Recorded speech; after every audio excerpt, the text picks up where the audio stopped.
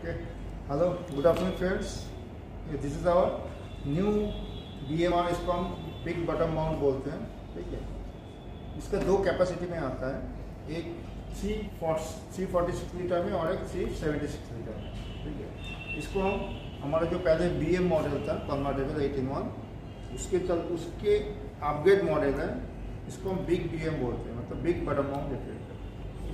जैसे बताओ, इसका दो कैपेसिटी है. इसका जैसे बॉटम माउंट है, इसका टॉप में जो है मेरा रेप कंपार्टमेंट है. ठीक है. इसमें जो लिखा हुआ है triple inverter and dual fan. ठीक है. ट्रिपल इन्वर्टर मतलब इसमें आपका जो फैन है, दो फैन है एंड कंप्रेसर, तीनों आपका इन्वर्टर टेक्नोलॉजी है. ठीक है. इसलिए triple inverter and dual fan technology है. और डबल फैन है. इसलिए जो हमारा BM था उसमें सिंगल फैन था, इसमें डबल फैन है. और जैसे ये BMR है तो हमारा नीचे का फ्रीजर कंपार्टमेंट है. अब इसका जो डिस्प्ले है, अब इसका डिस्प्ले जो है हमारा डोर में आ गया. ठीक है. तो डिस्प्ले में जो बटन्स है ऑपरेशन के लिए, फर्स्ट है कि ये इन्वर्टर सिंबल दिखा रहा है क्योंकि ये इन्वर्टर टेक्नोलॉजी है. और फर्स्ट जो है मेरा फ्रीज बटन है, जहाँ पे जो टेम्परेचर शो कर रहा है, ये मेरा रेफ जो कंपार्टमेंट है इसका सेटिंग टेम्परेचर शो कर रहा है. उसका नीचे जो है ये मेरा जो फ्रीजर कंपार्टमेंट है उसका सेट टेम्परेचर शो कर रहा है. उसका नीचे यहाँ पे ऑटो सेट है फंक्शन है, पावरफुल फंक्शन है, टर्बो एसिंग फंक्शन है. ठीक है. और नीचे जो है ये लॉक बटन है. ये ओनली डिस्प्ले को लॉक करता है ताकि घर में अगर कोई बच्चा हो तो इसके साथ छेड़खानी ना कर सके. तो फर्स्ट अगर मैं इसको ऑपरेट करना चाहता हूँ तो फर्स्ट मेरे को डिस्प्ले को अनलॉक करना पड़ेगा. 3 सेकेंड अगर मैं टच करता रहूँ तो ये मेरा अनलॉक हो जाएगा. इसका जो फ्रीज सेक्शन है, फ्रिज का जो टेम्परेचर सेक्शन है वो +1 से लेके +9 तक है. +1 मतलब मैक्सिमम कूलिंग है एंड +9 मतलब कम कूलिंग है. तो कस्टमर को हमेशा गाइड करना कि इसका जो सेट टेम्परेचर है +4 से लेके +6 के बीच में रखें. ठीक है. +1 जो है इसका मैक्सिमम कूलिंग है और जैसे आप बढ़ते जाएंगे +9 जो है इसका मिनिमम कूलिंग है. उसके बाद यहाँ पे एक ऑफ ऑप्शन दिया हुआ है. ऑफ ऑप्शन में क्या होगा, आपका रेप जो कंपार्टमेंट है इसका कूलिंग बंद हो जाएगा. ठीक है. इसमें कूलिंग नहीं आएगा, लेकिन कस्टमर कब यूज़ करेगा, जब कस्टमर को रेप कंपार्टमेंट को क्लीन करना है. ठीक है. उस कंडीशन में कस्टमर रेप को बंद करके इसको क्लीन करेगा. उसके बाद दोबारा फिर रेप को बंद ऑन कर देगा.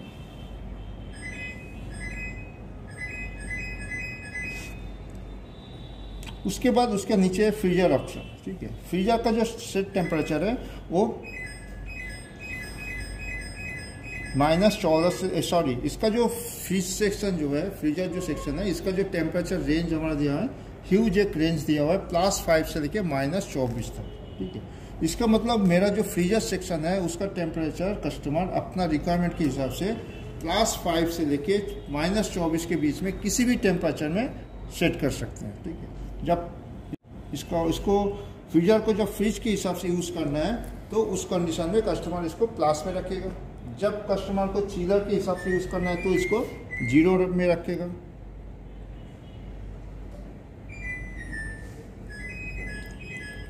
ठीक है. 0 में रख के या -1 में रख के इसको चिलर के हिसाब से यूज़ कर सकता है. कस्टमर को इसको सॉफ्ट फ्रीजर के हिसाब से यूज़ करना है तो कस्टमर इसको -7 में रख सकता है. मीट हो, फिश हो, जस्ट 2-3 दिन के लिए रखना है तो इसको सॉफ्ट फ्रीजर के हिसाब से यूज़ करेगा. अगर इसको कन्वर्टेबल एनर्जी सेविंग मोड में यूज़ करना है तो -12 में यूज़ करेगा. ठीक है. अगर कस्टमर को नॉर्मल फ्रीजर के हिसाब से यूज़ करना है तो इसका जो टेम्परेचर है -15 से लेके -18 के बीच में रखेगा. ठीक है. और कस्टमर को फ्रीजर सेक्शन को अगर सुपर फ्रीजर में मतलब तो कस्टमर को फ्रीजर में फर्स्ट कूलिंग चाहिए तो कस्टमर इसको -22 से लेके 24 के बीच में सेट कर सकता है. ठीक है. तो इसका जो फ्रीजर सेक्शन है इसमें टेम्परेचर का एक बहुत बड़ा रेंज दिया हुआ है. ठीक है. इसमें सबसे जो खास फीचर्स है वो क्या है कि इसको आप फ्रीजर जो सेक्शन है उसको आप डायरेक्ट कन्वर्ट भी कर सकते हैं. ठीक है. आप मैनुअली इसको प्रेस करके जैसे कर सकते हैं, इसको डायरेक्ट भी आप कन्वर्ट कर सकते हैं.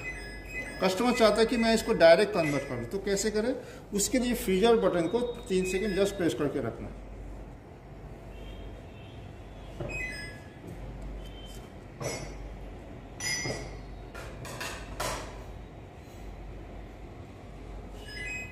तो डायरेक्ट कन्वर्ट हो जाएगा, ठीक है। लेकिन एक चीज़ यहाँ पे आपको ध्यान में रखना है, जब फ्रीजर को कन्वर्ट करना है तो फ्रीजर सेक्शन में जो टेम्परेचर आएगा, मेरा रेफ में कितना टेम्परेचर है उस हिसाब से आएगा। अगर मेरा रेफ का सेट टेम्परेचर +5 या उससे ऊपर होगा तो डायरेक्ट फ्रीजर का टेम्परेचर +5 सेट ले लेगा।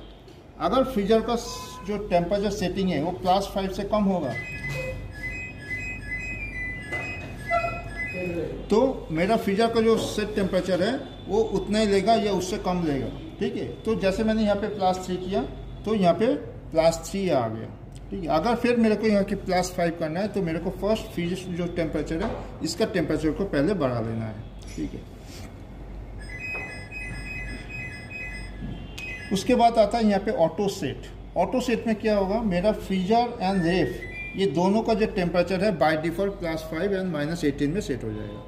अगर हम चाहते हुए भी इसको मैनुअली और चेंज नहीं कर सकते हैं, ठीक है। जो कस्टमर चाहता है कि रेगुलर बेसिस से उसको चेंज नहीं करना है, उस टाइम कस्टमर इसको यूज़ करेगा, ठीक है। उसके साथ साथ और एक क्या फीचर्स है, इसमें एक हॉलीडे ऑप्शन दिया हुआ है, ठीक है। हॉलीडे ऑप्शन कैसे जाएंगे, उसके लिए ऑटो सेट बटन को 3 सेकेंड टच करके रखना, तो यहाँ पे छतरी का सिंबल आ जाएगा और रेफ का जो सेट टेम्परेचर है वो +17 आ जाएगा। हॉलीडे ऑप्शन में आपका रेफ जो है वो कूलिंग करना बंद कर देगा, रेफ में कोई कूलिंग नहीं होगा। तो उस कंडीशन में रेफ में कोई सामान नहीं रखने का है, लेकिन फ्रीजर जो है वो नॉर्मल मोड में काम करेगा। इसमें 17 टेम्परेचर इसलिए मेंटेन होगा ताकि यहाँ पे कोई सामान वगैरह यहाँ पे कोई स्मेल ना आ जाए या बैक्टीरिया फंगस पैदा ना हो, ठीक है। अगर कस्टमर घर में कोई कभी ऐसा हो सकता है कि कस्टमर का घर में उसका मेंबर जो है वो घट गया है, ठीक है, कस्टमर को फ्रीजर का रिक्वायरमेंट नहीं है, उस कंडीशन में कस्टमर घर में रहते हुए भी हॉलीडे मोड का ऑप्शन ले सकते हैं, ठीक है। तो उस टाइम कस्टमर क्या कर सकते हैं कि हॉलीडे में करके इसको अगर कन्वर्ट कर देंगे,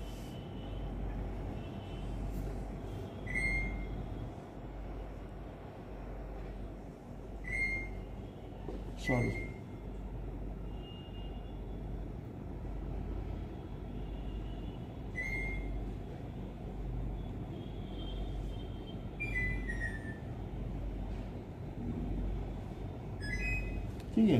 तो अभी क्या है, मेरा ये जो फ्रीजर, इसमें फ्रीजर कोई ऑप्शन नहीं रहा, मेरा रेप बंद हो गया और फ्रीजर को मैंने रेप बना दिया, ठीक है। और रेप अभी फ्रीजर जो मेरा रेप बन गया उसका टेम्परेचर भी हम +5 से लेके -24 के बीच में कहीं पे भी रख सकते हैं एज पर कस्टमर रिक्वायरमेंट, ठीक है। ये हॉलीडे मोड है, जब तक ना कस्टमर इसको दोबारा यहाँ से इसको निकलेगा तब तक ये चलेगा, ठीक है। मतलब ये ऐसा नहीं कि ऑटोमेटिक आ जाएगा, कस्टमर जब आप उनका रिक्वायरमेंट फुलफिल हो जाएगा तो डायरेक्ट इसको टच करके हॉलीडे मोड को हटा सकते हैं। उसके बाद आता है कि पावर कूल में रेप सेक्शन जो है, अगर कस्टमर को यहाँ पे फास्ट कूलिंग चाहिए तो उस कंडीशन में कस्टमर पावर कूल ऑप्शन चालू कर सकते हैं, ठीक है। उसमें ये जो पावर कूल ऑप्शन है ये 6 घंटा तक चलेगा, 6 घंटा बाद power cool option automatic normal mode में कन्वर्ट हो जाएगा। सेम जो हमारा टर्बो आइसिंग है, और इसमें आपका रेफ का जो टेम्परेचर है वो टेम्परेचर मैनुअली और चेंज नहीं होगा, ठीक है। सेम आपका जो टर्बो आइसिंग है, टर्बो आइसिंग कस्टमर को अगर फ्रीजर कंपोनेंट में कोई फर्स्ट कूलिंग चाहिए, ठीक है, घर में कुछ पार्टी वगैरह है, सामान ज़्यादा लग जाए कस्टमर को ज़्यादा कूलिंग फर्स्ट कूलिंग चाहिए, उस कंडीशन में कस्टमर टर्बो आइसिंग यूज़ कर सकते हैं, ठीक है। टर्बो आइसिंग में मेरा फ्रीजर सेक्शन जो है टर्बो आइसिंग ऑप्शन 24 घंटा काम करेगा, 24 घंटा बाद फिर वो नॉर्मल मोड में आ जाएगा, ठीक है। ये हो गया इसका डेमो फीचर्स। इसके बाद भी हम 2 चीज़ डिस्प्ले के से कर सकते हैं। एक होता है कि कस्टमर पॉइंट पे कभी हमको अगर मशीन में कुछ प्रॉब्लम है, कूलिंग रिलेटेड कुछ प्रॉब्लम्स है, मेरे को देखना है कि इसमें कुछ एरर कोड है कि नहीं है, तो उस कंडीशन में मेरे को हम डिस्प्ले से एरर कोड चेक कर सकते हैं। अभी इस मॉडल में आपको एरर कोड या टेस्ट मोड देखने के लिए डिस्प्ले से अगर एरर कोड या टेस्ट मोड आप देखना चाहते हैं तो फर्स्ट डिस्प्ले को अनलॉक करना पड़ेगा। अभी अगर मेरे को एरर कोड चेक करना है तो फर्स्ट मेरे को फ्रीज बटन को प्रेस करके रखना है, और पावर कूल जो बटन है इसको मेरे को 5 बार प्रेस करना है।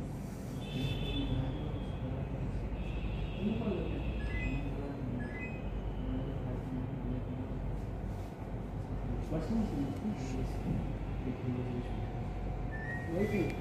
अगर कोई एरर नहीं है तो यहाँ पे डॉट डॉट आ जाएगा। अगर मशीन में कुछ एरर होगा तो वो डिस्प्ले में आ जाएगा। और अगर कुछ एरर आएगा तो उस टाइम फिर मेरे को एक बार लॉक बटन प्रेस करके देखना है कि उसमें दूसरा कोई एरर है या नहीं। अगर मेरे को टेस्ट मोड चेक करना है तो फ्रीज बटन को प्रेस करके टर्बो आइसिंग को 5 बार प्रेस करना है। T1 आ जाएगा। T1 में मेरे को फैन मोटर, कंप्रेसर और डैम्पर ये सारी चीज़ चेक करना है, ठीक है।